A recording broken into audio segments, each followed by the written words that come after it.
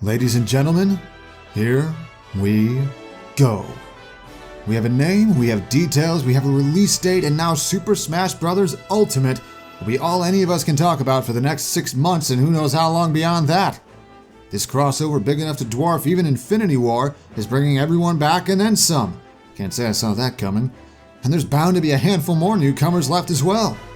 And I figure, what better way to pass the time than by scrutinizing everything we know about the new recruits to see how their moves will function in the heat of battle and what their overall playstyle and strategies will be come December.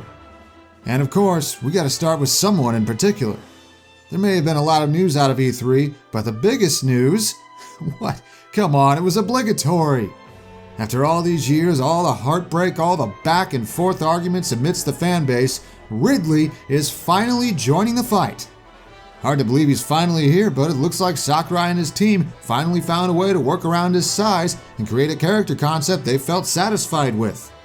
So now we're going to pour over the practical mountain of gameplay footage we got of the big guy at E3 since everyone and their cousin wanted a crack at him, and examine as much of his moveset as we can so us peasants who couldn't be there can get as clear an understanding as we can of how he'll fight when we can play as him ourselves.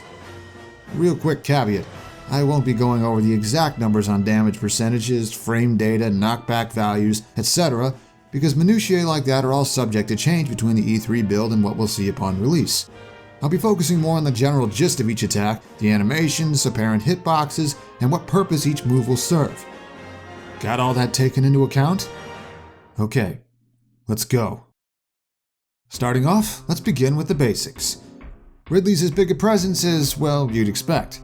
He manages to be a manageable size here by hunching over and only fully stretching out during this particular taunt. What seems like merely a way to make him work in Smash's environment may also be a deliberate tactic on the part of Ridley himself. Despite how he looks, he's actually quite intelligent, and keeping as little of him open and vulnerable as possible does seem like something he'd do in this kind of environment. And with a presence this big comes, well, apparently not quite the weight to match. Reports so far are that he's on the heavy side, but not as heavy as Bowser, Donkey Kong, DDD, etc. Being a huge target who's also a touch easier to KO than his closest counterparts will be one of Ridley's weaknesses. Fortunately, to compensate, it seems like he's actually quite agile, with fast grounded movement and at least decent air mobility. His mid-air fall speed looks to be either around the middle or maybe a touch floaty, which could give him issues landing, another weakness he shares with the other big bodies. Though he does have some aerial assistance in the form of multiple mid-air jumps using his wings. I've heard conflicting reports regarding how many total jumps he has, but looking at the footage here seems to show 3 mid-air jumps for 4 jumps total. This will give him a bit more oomph when recovering, as well as let him mix up the timing of his landings. Now, onto the moves themselves. Ridley's jab combo starts with 2 quick claw swipes and then a finishing bite. Or, alternatively, he can go into a flurry of stabs with his tail instead. Having both a gentleman and a rapid finisher for his jab combo means Ridley has some versatility to his quickest attack in ways that the other big bodies don't. Ridley's forward tilt is a no-frills forward tail stab. Looks a bit like some of his other moves, but the animation is distinct once you take a closer look. Seems to be a standard poke and spacing tool, and according to testimony from people who played the E3 demo, apparently you can angle this move up or down just like several other forward tilts. His up tilt is kinda reminiscent of Bowser's actually. An overhead claw swipe, this one stands out next to the Koopa Kings by reaching further vertically but less horizontally. This will make it better as an anti-air move and useful at swiping through platforms, but not so much in comparison for throwing out a hitbox to cover Ridley himself. Meanwhile, his down tilt is giving off vibes of a different character. This low tail sweep somehow reaches further than Mewtwo's does, scary thought, but its startup and end lag pale in comparison, subject to change of course. But barring significant tinkering, this move won't really be for starting combos like Mewtwo's down tilt, and will be better suited purely for spacing. Then there's Ridley's dash attack, a forceful running bite. Talk about barbaric.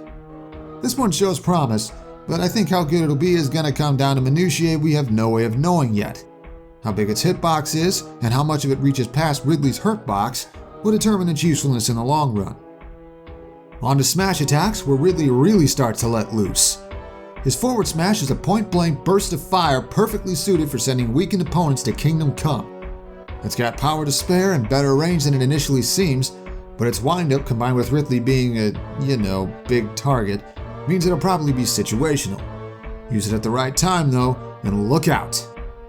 Seems like Ridley heard that flick kicks are all the rage with up smashes because he's got one of his own.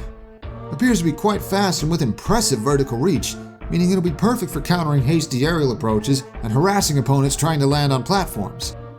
We don't know what kind of disjoint or intangibility it has yet though, so we'll need to know just how many options it can beat out to know how much of a force it'll truly be. Then Ridley shows he will not be undone by the other big flying dragon on the roster with a down smash that takes Charizard's ground slam to an even further degree. Seriously, look at the horizontal reach on that thing. Though with how sluggish it is, this definitely isn't something you can just throw out.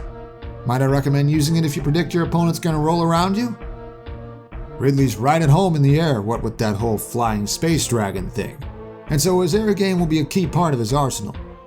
And that becomes evident right away the first moment you see his neutral air, a backflip and circular tailspin that completely covers him. Surprisingly quick for a big body, this will help create some much needed space in the air. Though, gotta make sure you don't overuse it and get punished for it. Ridley's forward air is weird. This quick tail stab got thrown out a lot in footage, but doesn't seem all that powerful on its own, right? Well, there's a variant of it where he stabs 3 times, yet it wasn't performed very often. This has me thinking this move requires multiple inputs, one for each stab, kinda like how Bayonetta's forward air works. The option to do 1 single hit with less commitment or 3 for more damage or pressure should make for some interesting mix-ups. Then for his back air, when all else fails, just do a kick. It's on the slow side, but pretty strong when it connects. Since its hitbox is placed pretty low, it'll be best used against opponents who are grounded or short hopping. Interestingly enough, it actually kind of resembles Samus's back air. Hey, Ridley may want her dead, but he's not beyond picking up a few tricks from his nemesis and repurposing them. For his up air, Ridley tucks his wings in and stabs them upward. Kinda hard to tell exactly how wide the hitbox is at a glance. Depending on how far out it reaches, this move could be amazing or just alright. It's got some startup to it though, so I doubt we'll see Smash 4 cloud up air levels of abuse. And for Ridley's down air, look at that! A powerful ground pound type move that has him drop straight onto any poor sap sitting below him. Judging by similar down airs, it'll be unsafe as hell if it misses, and especially unsafe on block with the new perfect shield mechanics. So limit use of this one to opponents who chase after you in midair while you're trying to land. There actually isn't too much footage going around of Ridley's grab game. Apparently something about the demo kiosk controllers having a weird button setup that led to people grabbing less often. But we're going to work with what we can here. Ridley's grab animation just has him reach out with his hand. Appears to have good range at a glance like most big characters, and if that holds true then it's probably a touch slower than most grabs as well. We got a glimpse of his up throw here in the trailer, where he soft tosses his victim above him and then skewers them with his tail. And then here's his forward throw, where he just chucks them forward. The exact strength and usefulness of his grab game is still very subject to change, so we'll get a clear picture on this aspect of his moveset once the game is out. Now for the fun part. Ridley's special moves are what brings his moveset together, not to mention shows off some of his more unique abilities. Keep in mind the names I'm using here are definitely not the canon ones, I'm just making educated guesses, so we have something to call them for the time being. For his neutral special, Ridley charges and then breathes a stream of fireballs that fly forward in a wave pattern. The longer you charge, the more fireballs he exhales and the bigger, faster, and stronger they become. This thing deals a ton of damage at full charge and has huge reach, giving Ridley one hell of a long-range option and landing trap if his opponent has nowhere to go. What's the drawback, you may ask? A very clever one, actually. While he's charging, Ridley gains a weak point right on his mouth, just like in so many of his boss fights. Hit him there, and he takes massive damage instead. Exact details aren't clear yet, so we don't know if it adds that percentage on top of whatever hit him, or actually multiplies the damage of the attack. Though, personally, I think it's probably additive. These fireballs will be a potent part of Ridley's arsenal, but this weak point mechanic will ensure players be careful about using them, lest anyone take advantage of him too easily while he's vulnerable. Ridley's side special takes that scene from the Subspace Emissary, you know the one, and lets you do it yourself. He lunges forward in an attempt to grab someone, and anyone caught in his clutches gets dragged across the stage for huge damage. This baby goes a long distance, though probably has its limits and doesn't just go all the way until the other side of the stage, or else it'd be broken on stages with walk-offs. You can end the drag at any point by jumping, which also sends your victim forward, and I've heard apparently if you're caught in the grab, you can mash out of it to escape early. So it'll be up to the Ridley player to determine how long to drag their opponents and know when to end it before they escape and turn the tables. Also worth mentioning that this move works a little differently in the air. Catch an opponent with it in midair, and Ridley goes into a nosedive instead. Just like the grounded version though, it's escapable, so no easy suicide kills for you. Ridley's up special is interesting. After charging for a moment, he propels forward a distance while covering his front with dark energy. As you can see, he can go in a few different directions with this move. And there's even a neat little touch where he doesn't turn around at all and the dark energy just gathers at different spots depending on what direction he goes in. But here's the thing. You see those 4 angles there? Apparently those are the only 4 he's able to move in. This means Ridley's recovery will be unexpectedly linear. Unless you can B-reverse it, but then it'd still have its flaws. Meaning you'll be reliant on using the move's forward hitbox to plow through edgeguard attempts and hope for the best. Getting back on terra firma might be more difficult than you'd expect. And then there's Ridley's down special. This one's got a reputation already. Ridley winds up and delivers a wicked stab with his tail that impales his foes for devastating damage if he aims it just right. The exact damage is subject to change, of course, but expect the fear of this thing to always be on opponents' minds. That said, the move's got a ton of startup, it's easily punished, and if you don't nail a small sweet spot, it does hardly any damage. Meaning this is definitely not something you can just throw out to fish for damage with. Save it for the right situations, and make sure your spacing is on point. Oh, and even if you do connect with it, opponents can act out of it sooner than you'd think, so be ready to follow up with something fast or go for a tech chase if you want to finish them off reliably. Finally, Ridley's final smash is something to behold, sending anyone caught nearby into space where they splat against the side of Samus's gunship, helpless to act as Ridley fires a massive laser that cleaves right through them.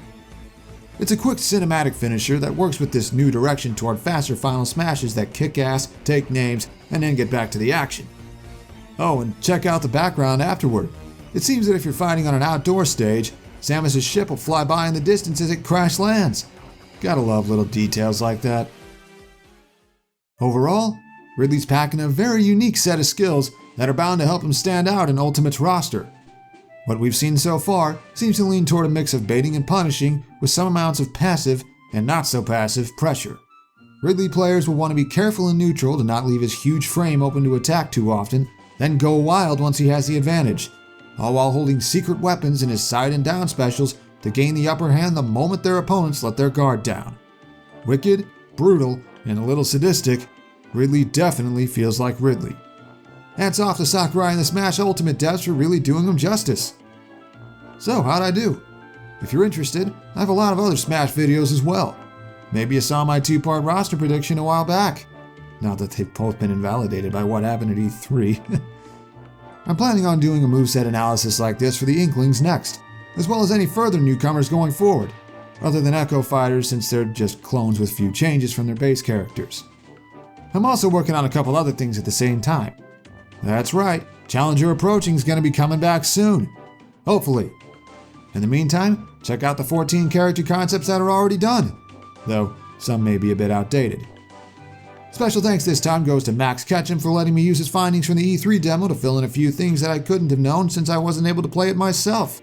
And thanks to Shofu for some of the visual aid you saw. And as usual, thanks to Voyager for once again working his magic on the graphical side of things. And of course, thanks as well to all of my patrons. Couldn't do it without you guys. If you're interested in helping support the channel, you'll find a link in the description down below. So, I hope I helped out any future Ridley players get a better grasp on their character. And by that I mean pretty much everyone, since, let's be honest, everyone's gonna have a pocket Ridley. Are you interested in picking up this big purple space dragon once Smash Ultimate is out? What about him are you most interested in? Leave a comment and tell us what you think about him. And so, until next time.